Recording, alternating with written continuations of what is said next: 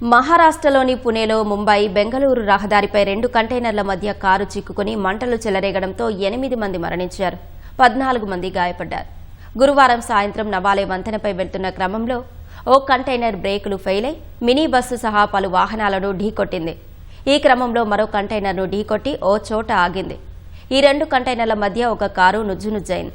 కారులోని CNG కిట్లో మంటలు చెలరేగి మొత్తం 3 వాహనాలు కాలి బూడిదయ్యాయి. హుటాహుటిన ఘటనాస్థలికి చేరుకున్న అగ్నిమాపక సిబ్బంది మంటల్ని అదుపులోకి తీసుకొచ్చారు. మృతదేహాలు గుర్తుపట్టలేనంతగా కాలిపోయినట్టు పోలీసులు తెలిపారు.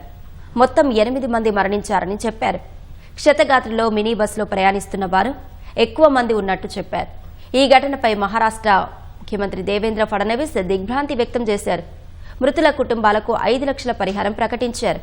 క్షతగాత్రులకు మెరుగైన వైద్యం అందించాలని అధికారులను ఆదేశించారు.